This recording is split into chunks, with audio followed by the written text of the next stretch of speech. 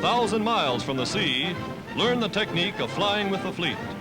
In battle formation, they take off for their floating base of operations on one of America's Great Lakes.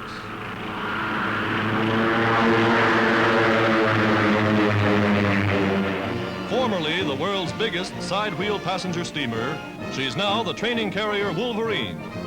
Student pilots land and take off from her 550 feet flight deck under conditions identical to those at sea. An inland carrier training 10,000 new Navy fighter pilots a year.